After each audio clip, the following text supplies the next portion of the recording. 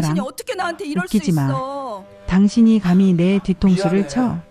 하지만 저녁 어쩔 수 7시 없었어. 경기도 외곽의 낡은 빌라. 당신이 어떻게 나한테 이럴 수 72세 있어? 박동래 여사는 차가운 밥을 물에 말아 삼키며 미안해. TV 속 하지만 어쩔 막장 수 드라마에 없었어. 한창 빠져 있었습니다. 당신이 어떻게 나한테 주인공 여자가 남편의 뺨을 올려붙이는 장면에서 박 여사는 자기도 모르게 잘했다. 소리를 질렀습니다. 텔레비전 속 세상은 시끄러웠지만 박 여사의 집은 적막강산이었습니다. 자식들은 명절에도 바쁘다는 핑계로 돈 몇 푼 붙이는 게 전부였죠. 박 여사는 벽에 걸린 낡은 달력을 쳐다봤습니다. 10월 27일. 그날따라 빨간색 동그라미가 유난히 눈에 띄었습니다. 딸 수술 D-12일. 열흘 뒤 병원에 누워있는 딸이 큰 수술을 받습니다. 박 여사는 한숨을 쉬며 밥상 옆에 놓인 가족 사진을 매만졌습니다. 활짝 웃는 딸 그리고 그 여. 박 여사는 손가락으로 사진의 한쪽을 거칠게 문질렀습니다. 원래 딸의 남편, 그러니까 첫째 사위가 있어야 할 자리였지만 3년 전 박 여사가 일부러 칼로 도려내어 지금은 그저 빈 공간일 뿐이었습니다. 천하의 몹쓸 놈. 그때였습니다. 따르르르릉. 정막을 깨고 유선 전화기가 요란하게 울렸습니다. 이 시간에 전화 올 곳이 없는데 박 여사는 의아해하며 수화기를 들었습니다. 여보세요? 흐어엉. 엄마 나야. 다급하고 절박한 남자의 울음소리. 박 여사는 순간 심장이 쿵 내려앉았습니다. 10년째 미국 지사에 나가 있는 아들인가 싶었죠. 아니, 누구?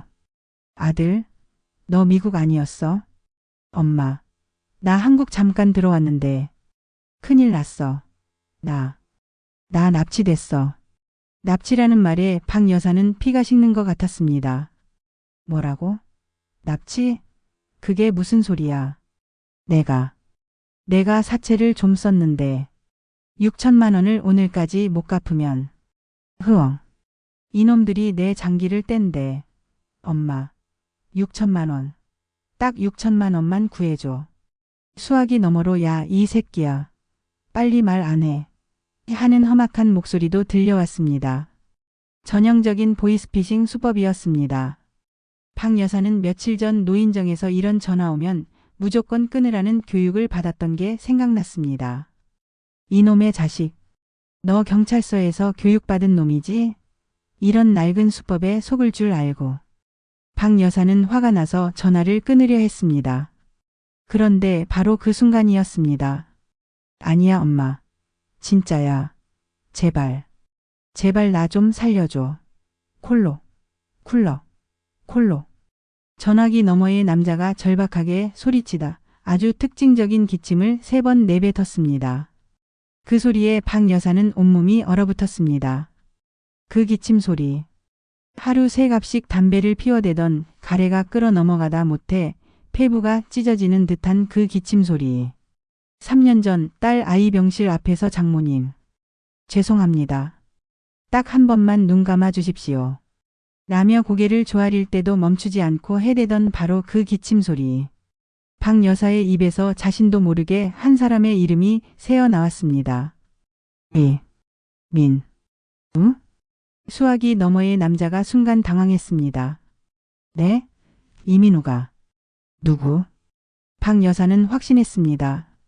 3년 전 이 집을 담보로 2억 원을 대출받아 도망간 첫째 사위 이민우였습니다. 딸을 병원에 처박아 두고 장모의 노후 자금까지 싹싹 긁어 도망간 그 인간이었습니다. 순간 박 여사의 머릿속에서 무언가 툭 하고 끊어졌습니다. 슬픔도 분노도 아니었습니다. 차갑고 서늘한 무언가가 등줄기를 타고 올랐습니다. 텔레비전 속 막장 드라마의 주인공이 마치 자신에게 빙의한 것 같았습니다. 박 여사의 눈빛이 차갑게 변했습니다. 그녀는 결심했습니다. 그래, 내 놈이구나. 내가 감히 나한테 또 전화를 해? 6천만 원? 좋다. 내 놈이 그토록 원하던 6천만 원, 이 할미가 구경시켜주마. 지옥에서. 박 여사는 수화기를 고쳐쥐었습니다. 그리고 방금 전까지의 냉정함은 온데간데 없이 금방이라도 숨이 넘어갈 듯한 목소리로 절규하기 시작했습니다. 아이고, 아들아, 내 아들아, 내가 어쩌다. 그래. 6천만 원? 알았다.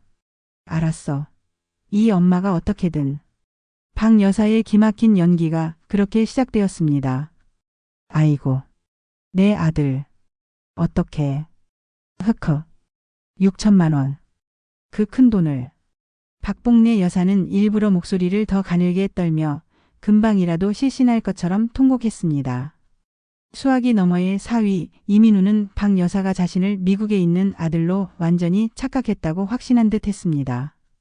엄마, 빨리. 시간이 없어. 이놈들이 나 때려. 흑흑. 알았다. 알았어. 내가 죽을 때 쓰려고 모아둔 장례비가 있어. 장롱 밑에 꽁꽁 숨겨둔 거. 그거라도 빼줄게. 그게 딱 6천만 원이야. 박 여사는 없는 사실까지 지어내며 이민우를 안심시켰습니다.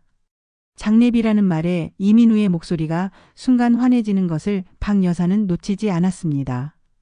고마워 엄마. 진짜 고마워. 그럼 그 돈. 계좌로. 아니다. 이놈들이 계좌는 안 된대. 무조건 현금으로 가져오래. 아이고 이 늙은이가 이 돈을 들고 어딜 간단 말이냐. 박 여사가 밑밥을 깔자 이민우가 기다렸다는 듯이 덥석 물었습니다. 아 그럼 엄마. 내가 사람 보낼게. 아니야.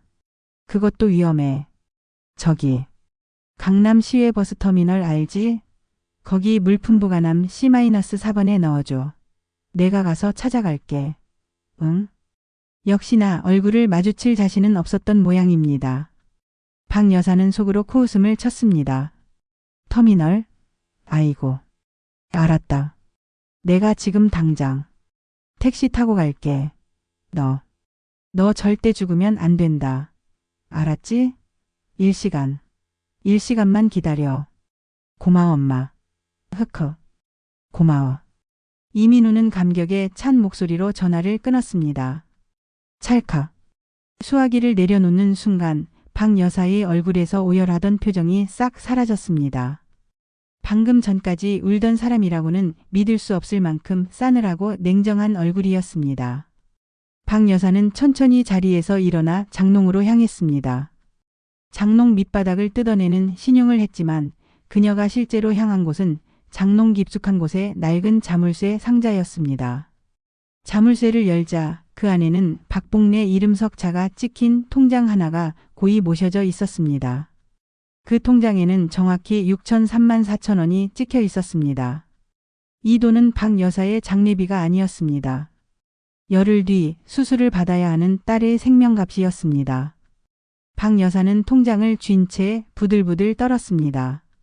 3년 전 그날의 악몽이 다시금 눈앞에 생생하게 펼쳐졌습니다. 그때만 해도 이민우는 싹싹하고 서글서글한 박 여사가 아들보다 더 예뻐하던 사위였습니다. 중소기업을 운영한다며 벤츠를 몰고 다니던 사위. 장모님, 제가 이번에 큰 건 하나 잡았습니다. 딱 2억만. 아니, 장모님 집문서만 담보로 잠깐 맡겨주시면 제가 한 달 뒤에 2배로 갚겠습니다. 박 여사는 하나뿐인 딸의 남편이라는 이유로 인감도장과 집문서를 내어주었습니다. 그것이 지옥의 시작이었습니다. 한 달 뒤 집에는 빨간색 차업 딱지가 붙었습니다. 사위는커녕 벤츠의 그림자도 보이지 않았습니다. 2억이 아니었습니다. 이민우는 집을 담보로 사채업자들에게 5억을 빌려 도박으로 탕진했던 것입니다. 그 소식을 들은 날 박 여사의 딸은 길거리에서 쓰러졌습니다. 스트레스성 심부전증. 당장 심장 이식 수술을 받지 않으면 위험하다는 진단이 떨어졌습니다. 박 여사는 길거리에 나앉게 된 것도 서러운데 딸의 병원비를 구하기 위해 식당 일부터 폐지 줍기까지 안 해본 일이 없었습니다. 그렇게 3년간 피눈물을 흘리며 모은 돈이 바로 이 6천만 원, 딸의 수술 계약금이었습니다. 이민우. 이 개만도 못한 놈. 박 여사는 이를 악물었습니다. 내 놈이. 내 딸 목숨값까지 탐을 내? 좋아. 내 놈이 파놓은 구덩이 내 놈이 직접 들어가게 해주마. 박 여사는 통장을 다시 상자에 넣고 잠갔습니다.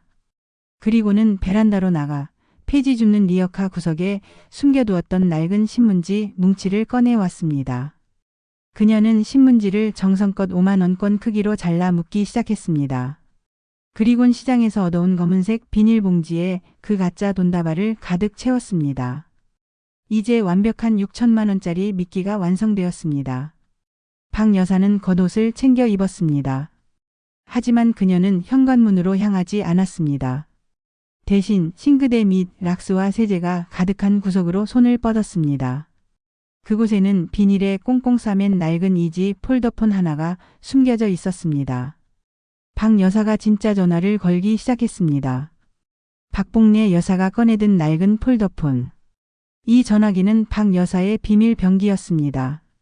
그녀는 단축번호 1번을 길게 꾹 눌렀습니다. 뚜루루르, 뚜루루르. 신호음이 2번 울리자마자 저쪽에서 카랑카랑한 목소리가 들려왔습니다. 여보쇼. 박복래, 내가 이 전화로 전화를 다 하고. 무슨 일이야? 목소리의 주인은 명동 부동산의 김갑순 회장. 하지만 박 여사와 친구들 사이에서는 김 회장 혹은 후자크 보스로 불리는 76세 할머니였습니다. 김 회장. 그놈이 나타났어. 박 여사의 낮고 침착한 목소리에 김 회장의 목소리도 순간 날카로워졌습니다. 그놈. 3년 전 이 서방 말이야. 그래. 방금 나한테 6천만 원 뜯어내려고 보이스피싱을 했어. 지금 강남 터미널로 오라고 하네. 1시간 뒤야. 이런 천하에. 알았다. 애들 모을게.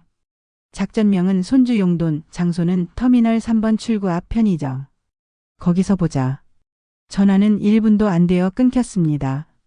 박 여사가 전화를 끊자마자 서울 시내 각지에서 3명의 할머니가 동시에 움직이기 시작했습니다. 먼저 한공원. 73세 최 마담은 공공근로조끼를 입고 집게로 쓰레기를 줍고 있었습니다. 그녀의 폴더폰이 세타령 벨소리로 울렸습니다. 작전명 손주 용돈. 장소 터미널 3번 출구.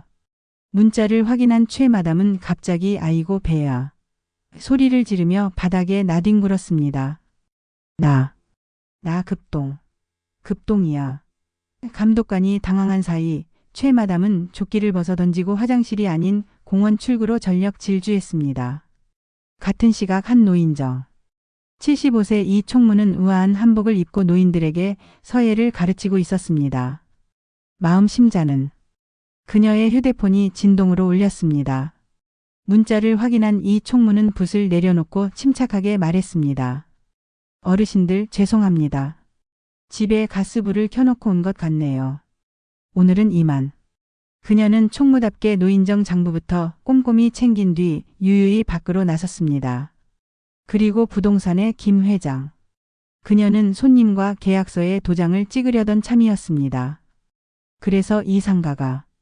문자를 보낸 김 회장은 손님에게 말했습니다. 어이 총각.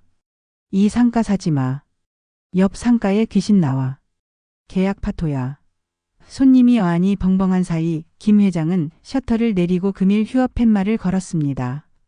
사실 이 4명의 할머니들은 그냥 평범한 노인들이 아니었습니다. 때는 1970년대.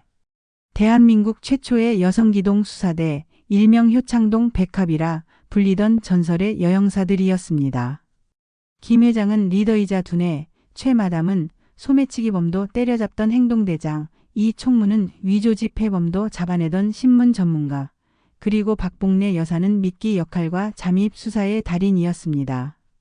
그들은 은퇴 후에도 남다른 정의감으로 뭉쳐 노인들을 상대로 사기치는 악질들을 남몰래 혼쭐 내주곤 했습니다. 3년 전 박 여사의 사위 이민우 사건은 이 어벤져스가 유일하게 놓친 가슴 아픈 실패였습니다. 1시간 뒤 강남터미널 3번 출구 편의점. 박복래 여사가 검은 비닐봉지를 들고 나타났습니다. 편의점 파라솔에는 이미 3명의 할머니가 각자 다른 모습으로 앉아 있었습니다. 김 회장은 고급스러운 트렌치코트를 입고 누군가와 통화하는 척하고 있었고, 이 총무는 등산복 차림으로 지도를 보며 길을 잃은 관광객 행세를 했습니다. 가장 앞권은 최 마담이었습니다. 그녀는 몸빼바지에 밀짚 모자를 쓰고 무화배추가 가득 담긴 리어카를 끌고 와 배추 사려. 싱싱한 배추를 외치고 있었습니다. 리어카 안쪽에는 묵직한 쇠 파이프가 숨겨져 있었습니다. 김 회장이 박 여사를 힐끗 보며 입을 열었습니다. C-4번 보관함. 확인했어. 이 총무가 5분 전에 경찰에 터미널에 폭발물 설치했다고 익명신고 넣어놨다. 우리가 그놈을 잡고 10분 정도 시간을 끌면 경찰 특공대가 들이닥칠 거야. 최 마담이 리어카에서 굵은 무 하나를 꺼내 들고 이로 깨물며 말했습니다. 그 새끼. 3년 만에 보는데 내 무 맛 좀 봐야지. 아주 대가리를 박살 내줄게. 박 여사가 단호하게 말했습니다. 아니, 죽이면 안 돼. 이 총무 내가 그놈 잡으면 장기 밀매 현행범으로 묶어. 그리고 최 마담. 넌 절대 다리만 부러뜨려. 걔가 도박빚 때문에 내 딸 병원비까지 노린 거라면 평생 내 딸 병실에서 수발 들게 만들어야 하니까. 박 여사의 눈이 복수심으로 이글거렸습니다. 작전 시작하자. 손주 용돈 벌러 가자고. 4명의 할머니 노인정 어벤져스가 각자의 위치로 흩어지기 시작했습니다. 저녁 8시. 강남 고속버스 터미널은 금요일 밤에 혼잡함으로 들끓고 있었습니다. 매캐한 디젤 냄새, 어묵꼬치를 파는 포장마차의 고소한 냄새, 그리고 집으로 향하는 사람들의 들뜬 발소리가 거대한 용광로처럼 뒤섞여 있었습니다. 이 모든 소란의 한가운데 C-4번 물품 보관함 앞. 박봉래 여사는 세상에서 가장 연약한 70대 노인의 모습으로 서 있었습니다. 그녀는 일부러 낡고 해진 스웨터를 입었고 찬 바람에 떨듯 어깨를 움츠렸습니다. 손에 쥔 검은 비닐봉지는 마치 천근만근의 무게라도 되는 듯 바닥으로 축 처져 있었습니다. 그녀의 눈은 금방이라도 눈물이 쏟아질 것처럼 붉게 충혈되어 보관함 근처를 초조하게 두리번거렸습니다. 완벽한 미끼의 모습이었습니다. 하지만 그 불안한 눈동자는 사실 10m 떨어진 카페테리아에서 우아하게 커피를 마시고 있는 김 회장과 눈을 맞추기 위함이었습니다. 김 회장은 신문을 보는 척하며 돋보기 안경 너머로 터미널 1번 출입구를 매섭게 주시하고 있었습니다. 배추요. 싱싱한 배추. 알배기 배추가 왔어요. 최 마담의 요란한 목소리가 울려 퍼졌습니다. 그녀는 채소 리어카를 끌고 보관함 주변을 어슬렁거리며 박 여사에게 접근하는 모든 이들을 감시했습니다. 리어카의 배추 더미 밑에는 그녀의 연장, 묵직한 쇠질의 때가 숨겨져 있었습니다. 그리고 저편 공중전화 부스. 이 총무는 수화기를 들고 심각한 표정으로 112에 전화를 걸고 있었습니다. 여보세요. 경찰서죠? 네, 저. 터미널에 웬 남자가 폭탄을 C-4번에 흑흑 무서워요. 그녀의 연기력은 현역 시절 범인신문 때도 정평이 나 있었습니다. 이 신고로 경찰이 출동할 때까지 최소 10분의 시간을 벌 수 있었습니다. 모든 것이 계획대로였습니다. 박 여사가 초조하게 입술을 깨물던 순간 김 회장이 신문을 살짝 접는 신호를 보냈습니다. 타기 출연. 박 여사의 심장이 발밑까지 떨어지는 것 같았습니다. 그녀는 천천히 고개를 돌렸습니다. 1번 출입구에서 검은 모자를 깊게 눌러쓰고 마스크로 얼굴을 가린 남자가 군중 속을 뱀처럼 빠져나오고 있었습니다. 3년 전보다 수척해졌지만 사방을 경계하며 쥐새끼처럼 두리번거리는 저 눈빛. 틀림없는 이민우였습니다. 이민우는 박 여사를 발견하자 잠시 멈칫했습니다. 그는 전화기 속 목소리의 주인이 3년 전 자신이 파멸시킨 장모일 거라고는 꿈에도 생각하지 못했습니다. 그는 박 여사를 그저 미국 아들에게 속아 넘어간 순진한 노인네로만 여기고 있었습니다. 그의 눈은 오직 박 여사의 손에 들린 검은 비닐봉지에 고정되어 있었습니다. 이민우가 빠른 걸음으로 다가왔습니다. 박 여사는 마지막으로 심호흡을 하고 슬픔에 빠진 어머니 연기를 시작했습니다. 저기, 돈 가져왔어요. 우리 아들은 괜찮은 거죠? 박 여사가 울먹이며 봉지를 내밀었습니다. 이민우는 박 여사의 얼굴은 쳐다보지도 않고 거칠게 봉지를 낚아채려 했습니다. 시끄럽고 돈이나 내놔요. 바로 그때였습니다. 박 여사는 봉지를 놓아주지 않고 오히려 이민우의 손목을 덥석 붙잡았습니다. 아니, 아들아. 아니, 이보쇼. 우리 아들 목소리라도. 이민우가 당황했습니다. 이 할망구가 미쳤나. 이거나. 그가 박 여사를 뿌리치려던 순간. 아이고, 이 양반아. 조심해야지. 최 마담의 리어카가 우연히 이민우의 발을 덮쳤습니다. 아, 이민우가 비명을 지르며 균형을 잃었습니다. 어머머, 노인네를 밀치면 어떡해. 김 회장이 우아한 걸음으로 다가와 이민우의 다른 쪽 팔을 부축하는 척하며 그의 어깨 관절을 정확히 꺾었습니다. 아, 뭐야. 이 할머니들이. 이민우가 두 팔을 붙잡힌 채 버둥거렸습니다. 그 순간 공중전화 부스에서 달려온 이 총무가 이민우의 정면을 막아섰습니다. 학생, 노인 공격 모르나. 당장 사과드려. 노인정 어벤져스 4인방이 완벽한 십자 대형으로 이민우를 포위했습니다. 이민우는 그제야 무언가 잘못됐음을 깨달았습니다. 뭐야? 당신들. 뭐야? 이거나. 박 여사는 이민우의 손목을 쥔 손에 힘을 더 주었습니다. 쇠사슬처럼 단단한 악력이었습니다. 박 여사는 이민우의 눈을 똑바로 쳐다보며 그의 마스크를 거칠게 잡아내렸습니다. 드러난 낯익은 얼굴. 땀과 기름 그리고 공포로 번들거리는 얼굴. 박 여사는 3년간 지옥에서 갈고 닦은 목소리로 얼음장처럼 차갑게 속삭였습니다. 3년 만이구나 이 서방. 이민우의 눈이 공포로 찢어질 듯 커졌습니다. 그는 눈앞의 노인이 자신이 속이려던 어머니가 아니라 자신의 모든 것을 알고 있는 장모 박봉래임을 깨달았습니다. 장모님? 어떻게? 내 놈 잡으려고 이 할미가 3년을 기다렸다. 이민우의 얼굴이 하얗게 질리다 못해 잿빛으로 변했습니다. 장모님, 이건 오해예요. 제가 다 설명. 닥쳐라. 최 마담이 이민우의 오금을 무로 세게 후려쳤습니다. 끄악. 이민우가 그대로 무릎을 꿇었습니다. 내 놈의 그 더러운 주둥이로 장모님 소리 내지 마. 김 회장이 주변을 둘러보며 침착하게 말했습니다. 사람들 이목이 쏠리고 있어. 이 총무 포장해. 최 마담 운반 준비하고. 이 총무가 가방에서 두꺼운 박스 테이프를 꺼냈습니다. 최 마담은 리어카를 끌고 와 이민우를 배추 더미 속에 처박을 준비를 했습니다. 박 여사는 이민우의 머리채를 휘어잡고 분노를 터뜨렸습니다. 내 딸이 너 때문에.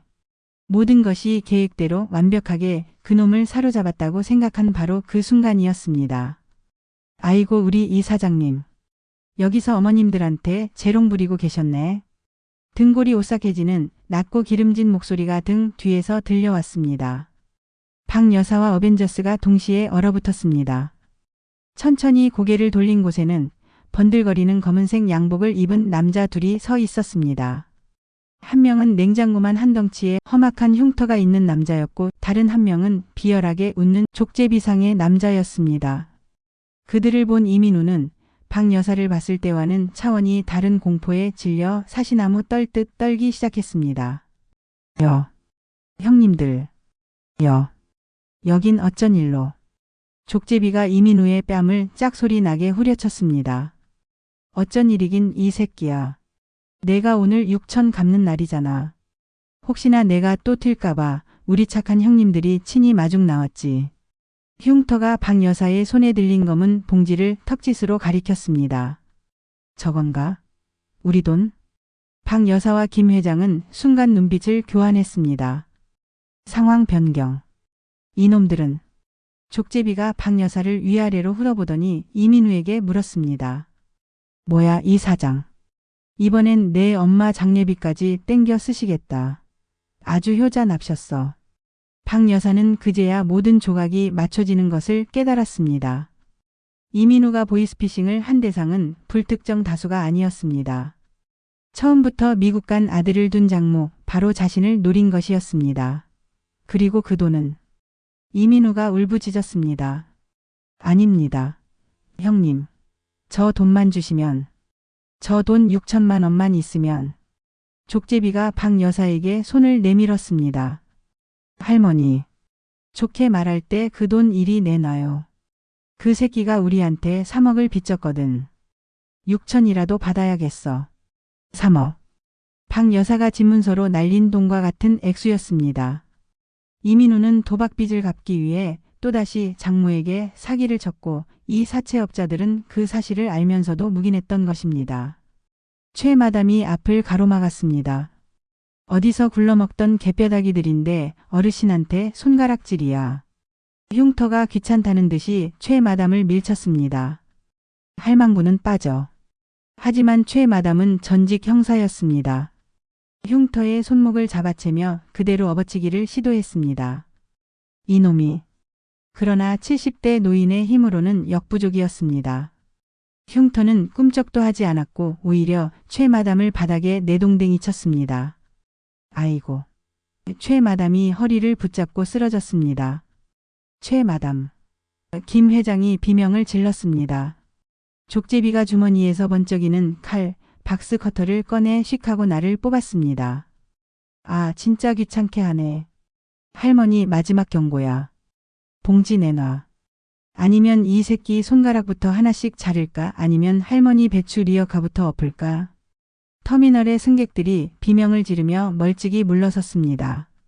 순식간에 아수라장이 되었습니다. 이민우는 바닥에 주저앉아 장모님. 살려주세요. 저 돈 줘요. 네? 저 사람들 진짜 하는 사람들이란 말이에요. 라며 비굴하게 애원했습니다. 박 여사는 사채업자들과 그 발치에서 개처럼 기는 이민우를 번갈아 보았습니다.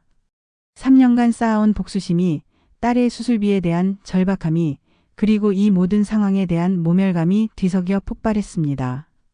박 여사는 결심했습니다. 내 딸 목숨과 내 놈들이 구경이라도 할 줄 알고.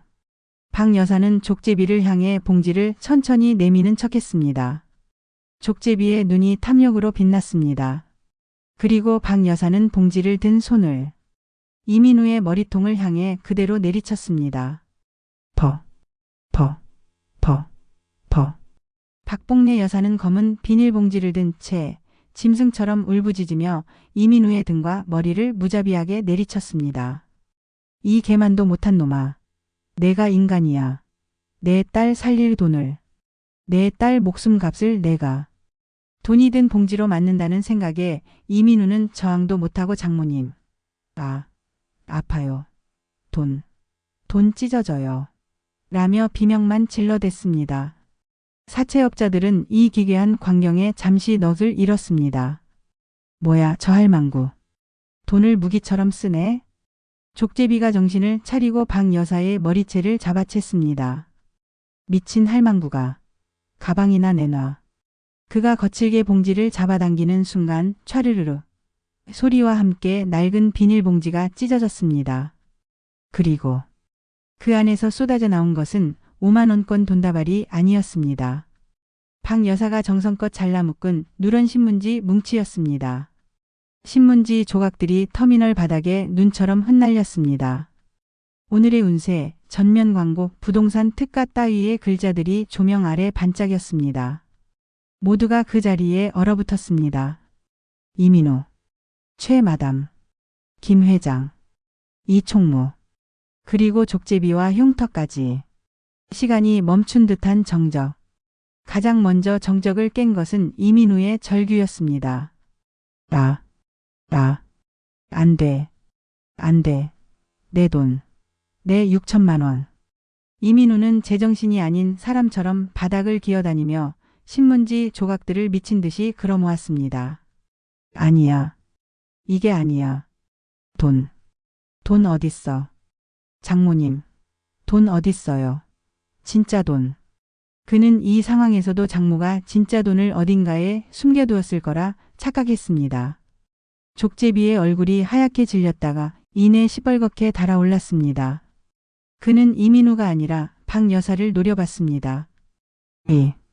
이 영감탱이가 지금 우리를 갖고 놀아? 흉터가 분노에 차서 외쳤습니다. 형님, 이 새끼들이 우릴 한패로 엮어서 경찰에 신고하려고 함정을 판 겁니다. 족제비는 부들부들 떨며 바닥에 떨어진 박스 커터를 다시 집어들었습니다. 그래. 함정? 좋다. 이 사장. 그리고 할머니. 너희 둘 다 오늘 여기서 뒤져야겠다. 그가 박 여사를 향해 달려드는 순간 이 총무가 비명을 질렀습니다. 경찰은 왜 이렇게 안 와? 꼼짝 마. 꼼짝 마. 바로 그때였습니다. 터미널의 육중한 유리문이 쾅 소리와 함께 열리며 검은색 특수 장비를 착용한 무리들이 쏟아져 들어왔습니다. 하지만 그들은 일반 경찰이 아니었습니다. EOD 폭발물 처리반다. 모두 엎드려. 손머리 위로. 이 총무가 112에 신고한 C-4번 보관함 폭탄이라는 말이 너무나도 구체적이고 신빙성이 높았던 것입니다. 112 상황실은 이 신고를 일반 폭행 사건이 아닌 대형 테러 위협으로 분류했고 가장 먼저 폭발물 처리반을 출동시켰던 것입니다. 순식간에 터미널은 아수라장이 되었습니다. EOD 대원들은 이 상황을 폭탄 테러범과 인질극이 뒤엉킨 현장으로 오인했습니다. 저놈들이다. 폭탄 가방을 터뜨리려 한다. EOD 대원들이 족제비와 흉터를 향해 진압봉을 들고 달려들었습니다. 족제비는 궁지에 몰렸습니다. 시발. 일이 왜 이렇게 꼬여. 그는 이 혼란을 틈타 탈출해야겠다고 생각했습니다. 그리고 가장 완벽한 방패를 찾아냈습니다. 약. 족제비는 자신의 앞을 막아선 박복례 여사의 목을 팔로 감고 아까 주었던 박스 커터를 그녀의 목에 바싹 갖다 댔습니다. 다 물러서. 안 물러서면 이 할머니 목 끊는다. 당장 차 대기시켜. 최악의 상황이었습니다. 노인정 어벤져스의 계획은 완벽하게 틀어졌습니다. 이민우는 신문지를 끌어안고 실성한 듯 웃고 있었고 사채업자는 박 여사를 인질로 잡고 EOD와 대치하게 되었습니다. 최 마담과 김 회장은 EOD의 저지선에 막혀 어쩔 줄 몰라 했습니다. 박 여사는 목에 차가운 칼날을 느꼈습니다. 딸의 수술비, 3년간의 복수, 모든 것이 물거품이 될 위기. 그녀는 족제비의 팔에 갇힌 채 저 멀리서 자신을 보며 절망하는 김 회장과 눈을 맞췄습니다. 그리고 박 여사는 피로 얼룩진 입가로 아주 희미하게 웃었습니다. 괜찮아. 그놈만 잡으면 돼. 다 물러서. 차 대기시키라고 했지. 이 할망구목 따이는 거 보고 싶어. 족제비의 팔에 목이 감긴 박복례 여사는 쇠맛이 나는 피가 자신의 쭈글쭈글한 목주름을 타고 흐르는 것을 느꼈습니다. 칼날은 살갗을 파고들어 따끔함을 넘어 차가운 통증으로 번지고 있었습니다. 하지만 박 여사의 눈은 자신을 겨눈 족제비가 아니라 저편 바닥에서 실성한 듯 신문지 조각을 주워 모으는 이민우에게 고정되어 있었습니다. 내 돈. 6천만 원. 내 6천만 원. 이민우는 이미 제정신이 아니었습니다. 그는 신문지 조각에 찍힌 5만 원이라는 광고 문구라도 발견하면 그것을 돈인 양 품에 끌어안고 흐느꼈습니다. 폭발물 처리반 대원들은 이런 상황에 익숙하지 않았습니다. 인질범. 칼 내려놔. 대화로 해결하자. 젊은 대장의 목소리가 확성기를 타고 울렸지만 족제비에게는 그저 소음일 뿐이었습니다. 닥쳐. 대화? 돈 3억 떼인 놈한테 대화? 저기 저 새끼. 저 이민우. 저 새끼부터 잡아. 저 새끼가 내 돈. 족제비가 흥분의 고함을 치는 바람에 칼날이 박 여사의 목을 더 깊게 스쳤습니다. 박 여사가 짧은 신음을 삼켰습니다. 복례야. 박 여사. EOD 저지선 너머에서 김 회장과 최 마담이 발을 동동 굴렀습니다. 최 마담은 자신의 리어카에 숨겨둔 쇠지렛대를 만지작거렸지만 EOD 대원 2명이 그녀를 밀착 마크하고 있었습니다. 할머니, 위험합니다. 뒤로 물러나세요. 김 회장은 냉정을 잃지 않으려 애썼습니다. 그녀는 EOD 대장의 멱살이라도 잡고 싶었습니다. 저놈은 테러범이 아니야. 단순 사채업자라고. 저 바닥에 뒹구는 놈이 진짜 사기꾼이고 지금 중요한 건 김 회장은 박 여사와 눈을 맞췄습니다. 박 여사는 피를 흘리면서도 김 회장을 향해 입모양으로 똑똑히 말했습니다. 저, 놈, 박 여사는 이 와중에도 자신의 복수가 아니라 3년간의 원한 이민우를 잡는 것에만 집중하고 있었습니다. 박 여사는 깨달았습니다. 이대로 가면 족제비는 자신을 죽이거나 혹은 자신을 방패 삼아 도망칠 것입니다. 이오디는 자신을 구하기 위해 섣불리 움직이지 못할 것입니다. 이 교착 상태를 깰 수 있는 열쇠는 단 하나, 저 미쳐버린 이민우뿐이었습니다. 박 여사는 목에 칼이 들어온 것도 잊은 듯 자신의 모든 힘을 목소리에 실었습니다. 이서방. 그녀의 목소리는 쇠가 긁히는 듯 거칠었지만 터미널의 소음을 뚫을 만큼 절박했습니다. 이민우. 신문지 더미에 코를 박고 있던 이민우가 마치 주인을 부르는 소리를 들은 개처럼 고개를 들었습니다. 그의 눈은 초점이 없었습니다. 장모님, 돈 어딨어요? 돈? 그래, 돈. 그 6천만 원이 그렇게 중요했어? 박 여사가 피를 꿀꺽 삼키며 말을 이었습니다. 내 마누라, 내 딸, 수술비보다 더? 닥쳐 할망구. 족제비가 박 여사의 머리를 벽에 찧었습니다. 쾅. 박 여사의 눈앞이 하얘졌습니다. 하지만 그녀는 의식을 붙잡았습니다. 이서방. 내 딸. 영희. 병원에서. 너만 기다리고 있어. 내가 그 돈 6천만 원. 수술비. 가져온다고. 박 여사는 일부러 수술비라는 단어에 힘을 주었습니다. 그것은 이민우의 마지막 남은 양심 혹은 가장 아픈 곳을 찌르는 말이었습니다. 수술. 이민우의 눈동자가 잠시 초점을 찾는 듯 했습니다. 수술. 영희. 6천만 원. 그는 무언가를 중얼거리기 시작했습니다. 하지만 그것은 죄책감이나 반성이 아니었습니다. 아. 이민우의 입에서 바람 빠지는 소리가 났습니다. 아. 하하. 그리고 이내 터미널 전체가 울릴 정도로 크고 기괴한 웃음소리가 터져 나왔습니다. 수술이라고? 이민우는 신문지 조각을 하늘로 뿌리며 배를 잡고 웃어젖혔습니다. 아이고 장모님. 아직도 속고 계셨네. 수술. 박 여사는 얼어붙었습니다. 뭐라고? 족제비도 흉터도 이오디 대원들도 심지어 김 회장 일행도 이 갑작스러운 광인의 웃음소리에 모두의 동작이 멈췄습니다. 이민우가 눈물까지 찔끔 흘리며 박 여사를 손가락질했습니다. 그년 수술 안 해요. 아니 할 필요가 없어. 애초에 아픈 적이 없으니까. 꾀병이야. 다 꾀병이라고. 이민우의 비명 같은 웃음소리가 대리석 바닥을 치고 울려 퍼졌습니다. 박복래 여사의 시간은 그 순간 완전히 멈췄습니다. 3년. 폐지를 주우며 손톱이 빠져나가던 3년. 차가운 길바닥에서 김밥으로 끼니를 때우며 딸의 수술비 6천만 원을 모으던 3년. 그 모든 세월이 꾀병이라는 단어 하나에 산산조각 났습니다. 거짓말. 거짓말하지 마 이놈아. 내가 내 딸을. 거짓말? 이민우가 웃음을 뚝 그치고 핏발선 눈으로 박 여사를 노려봤습니다. 거짓말은 내가 한 게 아니지. 장모님 딸 그 여우 같은 김영희가 한 거지. 족제비의 팔 안에서 박 여사의 몸이 돌처럼 굳었습니다. 희가? 그래.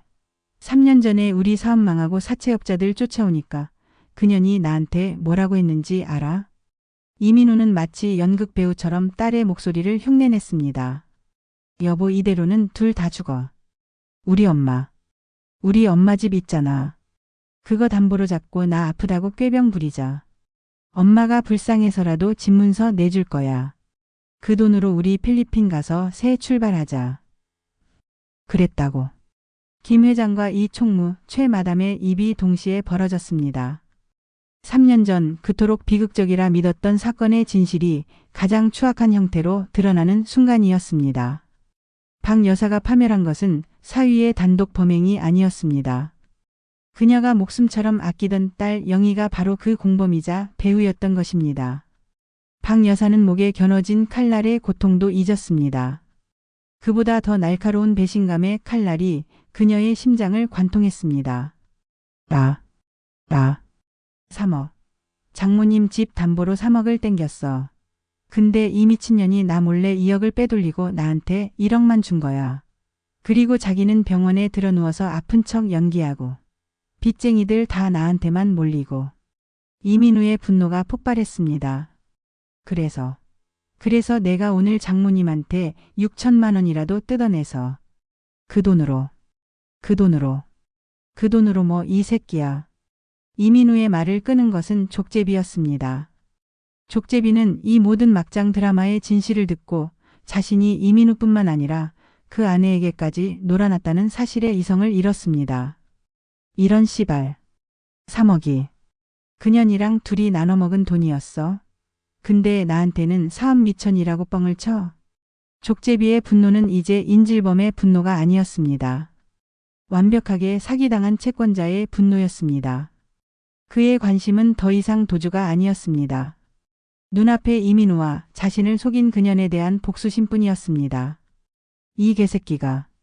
족제비는 박 여사를 방패막이 삼아 밀쳐버리고 칼을 든 채 이민우에게 달려들었습니다.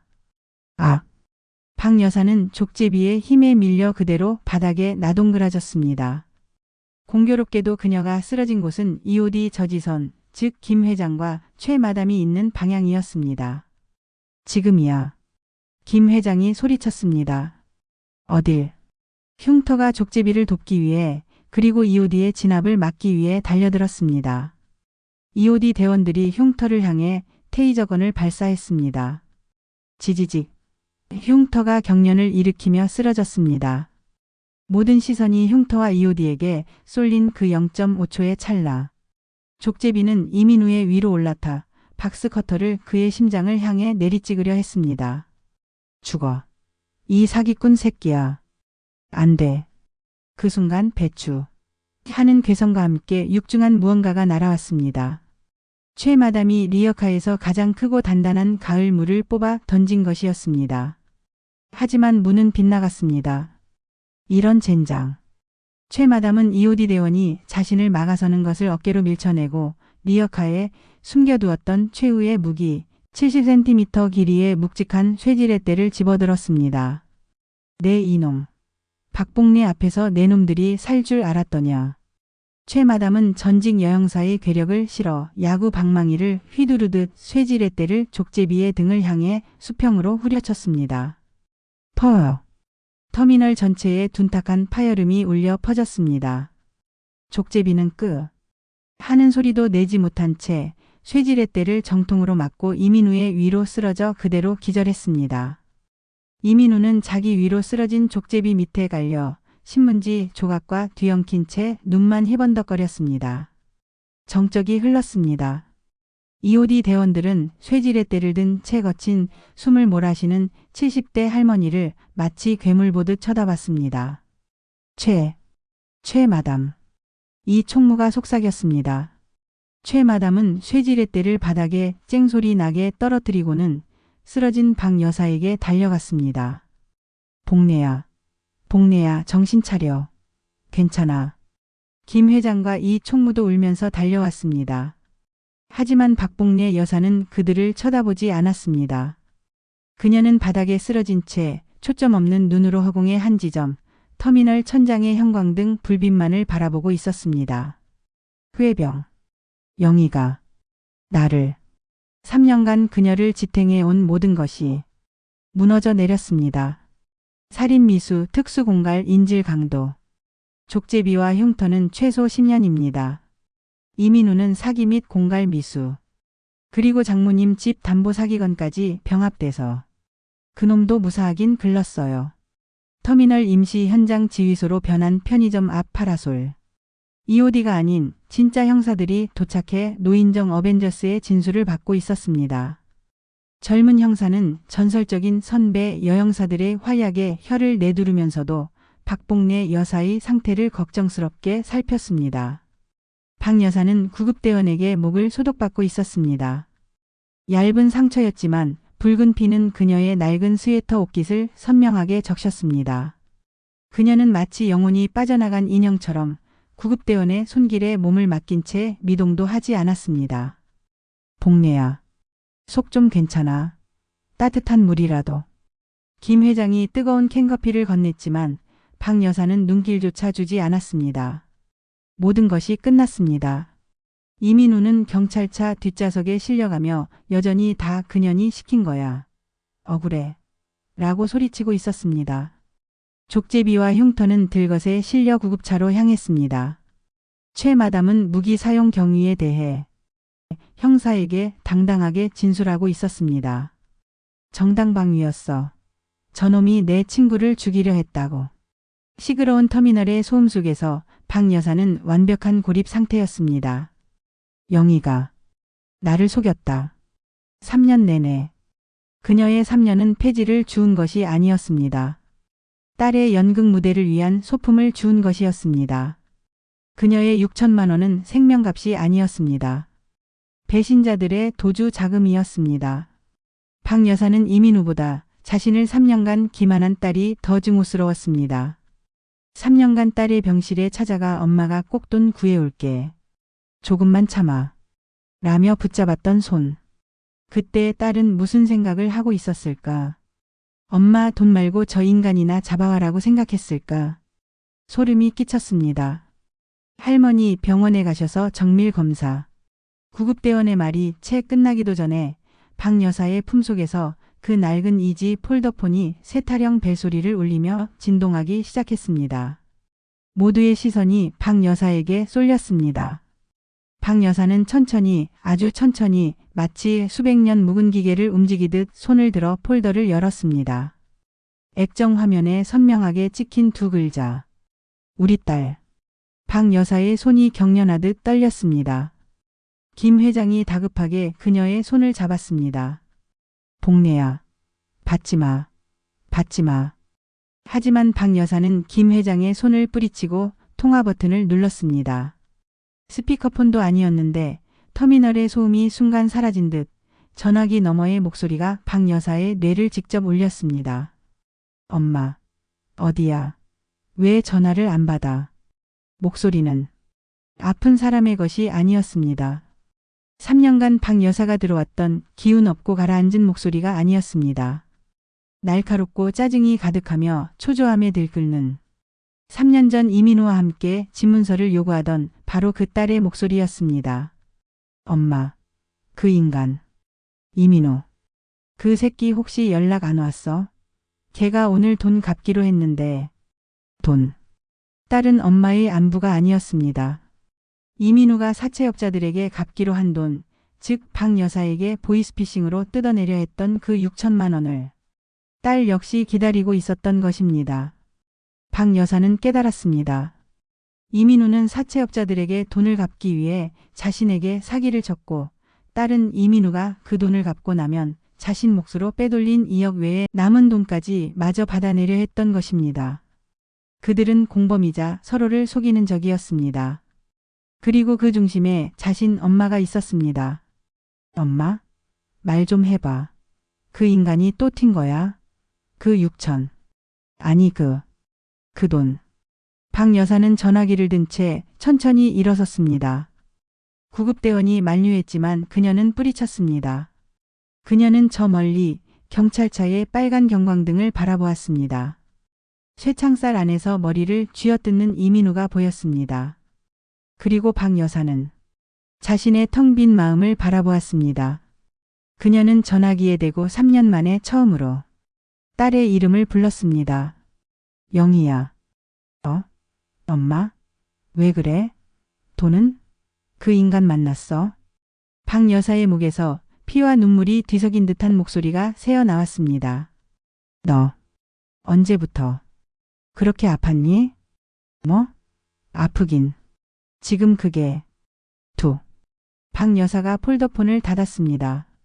통화가 끊긴 것이 아니었습니다. 그녀가 손에서 힘을 빼자 전화기가 그대로 바닥으로 떨어졌습니다. 쨍그랑. 낡은 폴더폰이 대리석 바닥에 부딪혀 배터리와 본체가 분리되며 산산조각 났습니다. 박 여사의 3년도 딸에 대한 사랑도 그렇게 산산조각 났습니다. 복내야. 김 회장의 외침을 마지막으로 박복내 여사는 그대로 정신을 잃고 친구들의 품속으로 쓰러졌습니다. 비.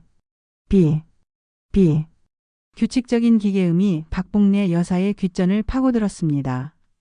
눈을 떴을 때 가장 먼저 보인 것은 낯선 천장의 얼룩이 아니었습니다. 자신의 손을 꼭 잡은 채 의자에서 불편하게 잠든 김 회장의 주름진 얼굴이었습니다. 박 여사는 소독약 냄새가 진동하는 2인실 병실을 천천히 둘러보았습니다.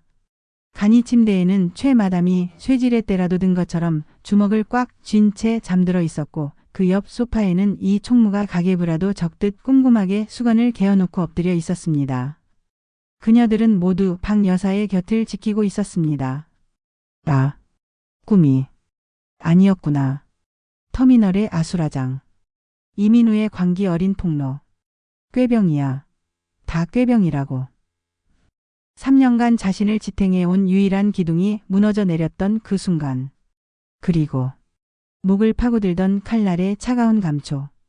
박 여사는 천천히 손을 들어 목을 만져보았습니다. 얇은 거즈가 붙어 있었습니다. 아프지 않았습니다.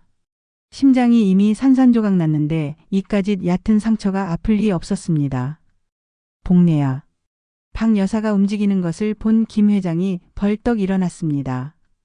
정신이 들어? 의사 불러. 최 마담. 이 총무. 일어나봐. 복내가. 순식간에 병실이 소란스러워졌습니다. 최 마담은 내 인연. 내 그년을. 이라며 잠꼬대인지 진심인지 모를 분노를 터뜨리며 일어났고 이 총무는 울먹이며 박 여사의 이마를 짚었습니다. 복내야. 괜찮아. 다 끝났어. 그놈들 다 잡혀갔어. 박 여사는 아무 말도 하지 않았습니다. 그저 텅 빈 눈으로 허공을 바라볼 뿐이었습니다. 그녀의 3년이, 아니 그녀의 72년 인생 전체가 부정당했습니다. 폐지를 주워 번 돈으로 사다 준 곰국을 딸 영희는 어떤 표정으로 받아 마셨을까? 우리 엄마 오늘도 속았네라며 뒤돌아 웃었을까?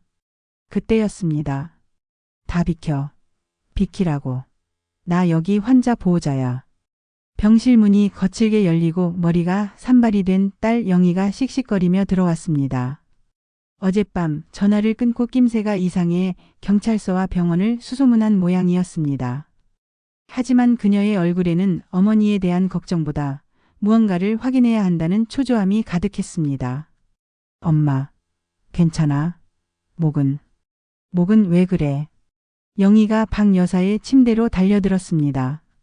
최 마담이 거대한 몸으로 앞을 막아섰습니다. 짐승만도 못한 년. 내가 감히 여길 어디라고 와. 내 엄마한테 무슨 짓을 했는지 알아. 뭔 소리야. 비켜. 엄마. 이 아줌마들 뭐야. 당장 내보내. 영희의 뻔뻔한 태도에 김 회장이 차갑게 말했습니다. 김영희 씨. 어젯밤 강남 터미널에서 있었던 일. 다 들었네. 자네 남편 이민우 씨가 싹 다 불었어. 자네가 꾀병으로 이 모든 사기극을 기획했다고. 영희의 얼굴이 하얗게 굳었습니다. 그녀는 이민우가 잡혔다는 것, 그리고 모든 것을 실토했다는 사실에 경악했습니다. 거짓말. 그 인간이 미쳐서. 엄마. 영희는 최 마담을 밀치고 박 여사의 침대맡에 무릎을 꿇었습니다. 하지만 그녀의 첫마디는 용서가 아니었습니다. 엄마. 그 인간 말 믿으면 안 돼. 걔가 나 협박해서. 그래서 그런 거야. 그래서. 돈은? 그 6천만 원. 어떻게 됐어? 설마. 경찰이 다 가져갔어? 증거물로? 그 순간 박 여사의 텅 비어있던 눈동자에 아주 희미한 불꽃이 일었습니다. 딸은 이 순간에도 돈을 걱정하고 있었습니다. 복내야. 김 회장이 박 여사의 어깨를 감쌌습니다. 박 여사는 천천히, 아주 천천히 고개를 돌려 바닥에 엎드린 딸의 정수리를 내려다보았습니다. 영희야. 3년간 들어본 적 없는 얼음장처럼 차가운 목소리였습니다. 네. 언제부터였니? 뭐가? 언제부터? 내 어미 등골을 빼먹을 생각을 했느냐고 물었다. 영희는 대답하지 못했습니다. 아니, 대답할 수 없었습니다. 박 여사가 말을 이었습니다. 내가. 폐지실은 리어카가 언덕에서 미끄러져 굴러떨어져 다리가 부러졌던 날이 있었다. 그날 너는 병문안 와서 엄마 그러게 왜 그 고생을 해? 라며 울었지. 난 내가 내 다리가 아파서 우는 줄 알았다. 박 여사는 쓴웃음을 지었습니다. 아니었구나. 내년은 돈줄이 다칠까 봐 울었던 개야. 그렇지? 아니야. 엄마. 오해야. 내가 다 설명. 나가라. 엄마. 나가. 박복래 여사가 평생 처음으로 딸을 향해 짐승처럼 포효했습니다. 그녀는 링거대까지 집어던질 기세로 몸을 일으켰습니다. 내 집에서, 내 인생에서 당장 꺼지라고. 최 마담과 이 총무가 놀라 박 여사를 붙잡았습니다. 김 회장이 병실 전화를 들어 보안팀을 호출했습니다. 영희는 그제야 모든 것이 끝났음을 깨달았습니다. 그녀는 더 이상 아픈 딸을 연기하지 않았습니다. 대신 본색을 드러냈습니다. 그래. 맞아. 내가 그랬어. 그 지긋지긋한 가난. 당신처럼 살기 싫어서 그랬다고. 당신이 나한테 해준 게 뭔데. 평생 폐지나 줍는 엄마. 창피해 죽는 줄 알았다고. 그 돈 6천. 아니 3억. 원래 내 돈이야. 당신이 나한테 줬어야 할 돈이라고. 짝. 최 마담의 육중한 손바닥이 영희의 뺨을 후려쳤습니다. 병실이 울렸습니다. 보안 요원들이 들이닥쳐 발악하는 영희를 끌어냈습니다. 이거 놔. 엄마. 내 돈. 내 돈 내놔. 영희의 악다구니가 복도를 울리며 멀어져 갔습니다. 병실에는 다시 정적이 찾아왔습니다. 박 여사는 침대맡에 쓰러지듯 주저앉았습니다. 그리고 그녀는 울기 시작했습니다. 3년 전 딸이 쓰러졌을 때도 참았던 눈물이었습니다. 분노도 슬픔도 증오도 아니었습니다. 72년 인생, 자식 하나만 바라보고 살아온 자신의 삶에 대한 마지막 조의였습니다. 일주일 뒤, 박복래 여사의 낡은 빌라. 집은 기묘한 활기에 차 있었습니다. 박 여사와 어벤져스 3인방이 마치 이사라도 가는 것처럼 집안의 모든 물건을 밖으로 드러내고 있었습니다. 아이고 이 곰팡내 나는 이불은 갖다 버려. 복래야 이 앨범 영희 어릴 때 사진인데 어떡할까? 박 여사는 묵묵히 이 총무의 손에서 앨범을 받아들었습니다. 그리고는 망설임 없이 리어카에 실린 폐지 더미 위로 던져버렸습니다. 다 버려. 그녀는 3년간 딸을 위해 모아두었던 모든 것, 딸이 쓰던 낡은 화장대, 딸이 좋아하던 그릇.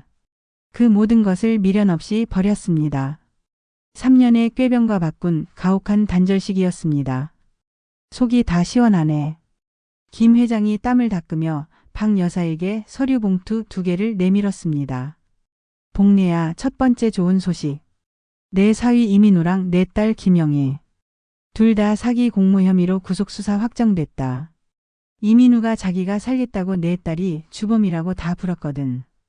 둘이 감방에서 아주 볼만할 거야. 그리고 두 번째 더 좋은 소식. 김 회장이 두 번째 봉투를 열었습니다.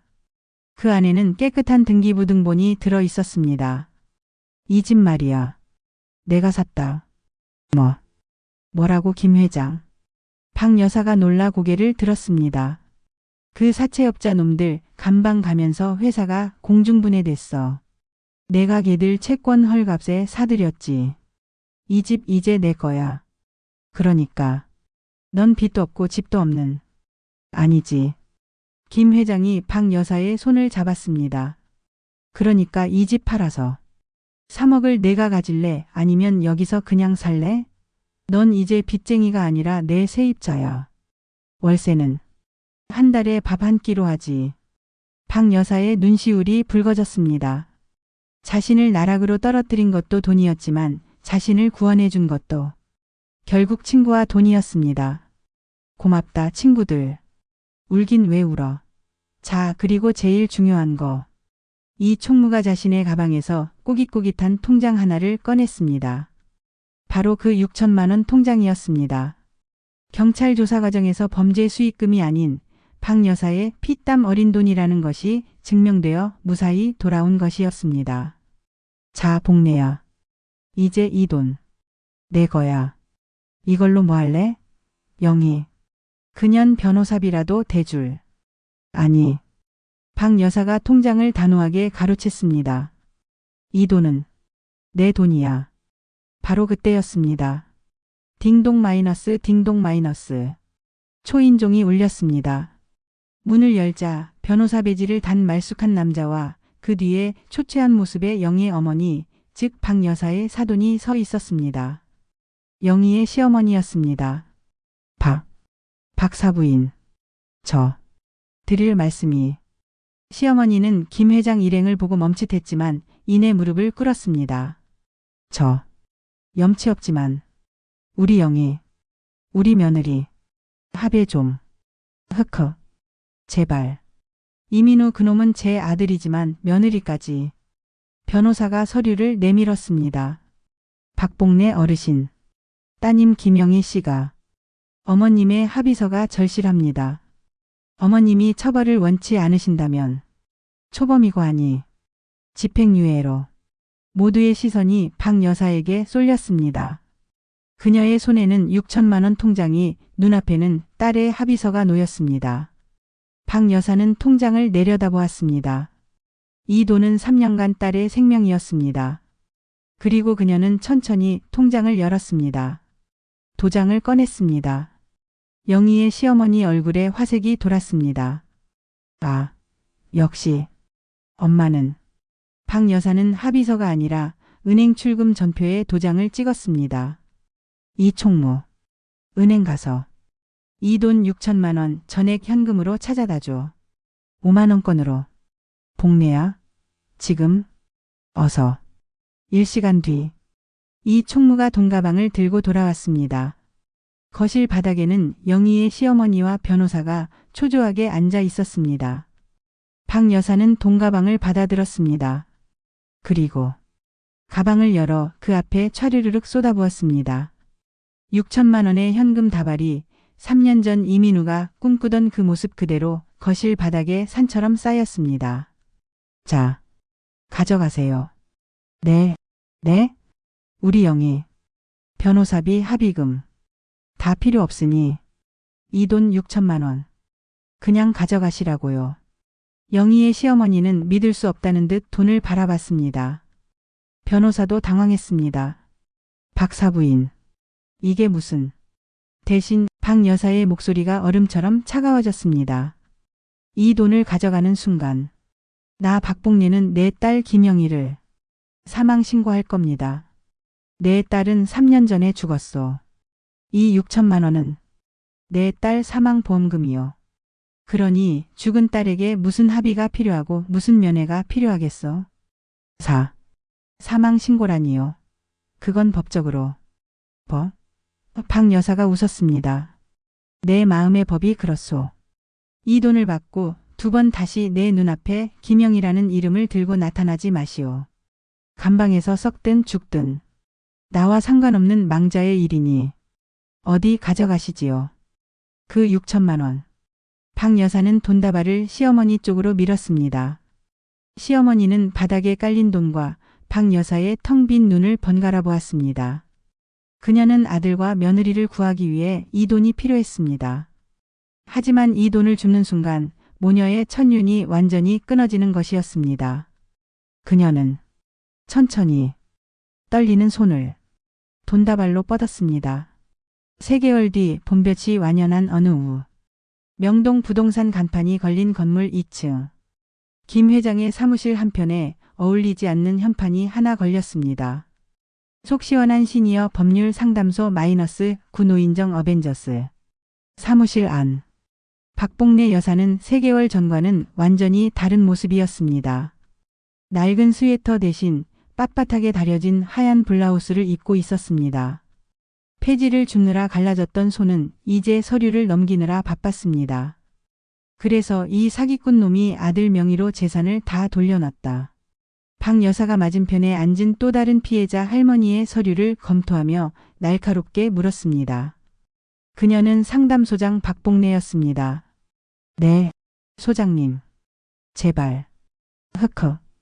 울지 마쇼 할머니. 최 마담이 우락부락한 팔뚝으로 할머니의 등을 두드렸습니다. 그녀는 이 상담소의 행동대장 겸 보안실장이었습니다. 저기 이 총무. 네, 소장님. 이 총무가 주판할 대신 노트북을 두드리며 달려왔습니다. 그녀는 행정 및 재무실장이었습니다. 저 사기꾼 놈 재산 명의 신탁 증거 찾아. 그리고 김 회장님. 왜 박 소장. 부동산 계약서를 쓰던 김 회장이 고개를 들었습니다. 이 할머니 아들 집. 등기부등본 좀 떼봐. 우리가 그 집 경매로 넘겨버려야겠어. 3년 전 박 여사를 나락으로 떨어뜨렸던 집 담보 사기. 이제 박 여사는 그 수법을 역으로 이용해 다른 피해자들을 돕고 있었습니다. 그녀의 3년은 지옥이었지만 그 지옥에서 살아남은 경험은 그 어떤 변호사보다 날카로운 무기가 되었습니다. 노인정 어벤져스는 제2의 인생을 시작한 것입니다. 자, 점심시간. 최 마담이 외치자 4명의 할머니는 사무실 중앙 테이블에 둘러앉았습니다. 오늘의 점심은 뜨끈한 곰국이었습니다. 아, 곰국. 지겹지도 않소. 이 총무가 투덜댔습니다. 지겹긴. 박 여사가 깍두기를 한 입 베어 물며 말했습니다. 이게 얼마나 귀한 건데. 남이 아니라 나를 위해 끓인 거잖아. 그녀는 웃었습니다. 3년 만에 진짜 웃음이었습니다. 그때 사무실 문이 열리고 우체부가 등기 우편을 건넸습니다. 박복래 소장님 앞으로. 두 통이네요. 하나는 안성교도소, 하나는 청주 여자교도소에서. 사무실 안의 웃음소리가 잠시 멎었습니다. 이민호와 김영애 두 사람이 보낸 편지였습니다. 아마도 반성문 혹은 돈을 요구하는 애원일 것입니다. 이 총무가 긴장하며 박 여사를 바라봤습니다. 어떡할까? 박 여사는 곰국을 한 숟가락 크게 떴습니다. 마침 냄비 받침대가 필요했는데. 그녀는 두 통의 편지를 뜯지도 않은 채 그대로 테이블 위에 나란히 엎었습니다. 그리고 그 위로 김이 펄펄 나는 뜨거운 곰국 냄비를 턱하고 올려놓았습니다. 자, 다들 식기 전에 먹자고. 오늘 오후에도 손님이 많아. 4명의 할머니들이 다시 후후 불어가며 곰국을 먹기 시작했습니다. 창밖으로 따스한 봄볕이 쏟아졌습니다.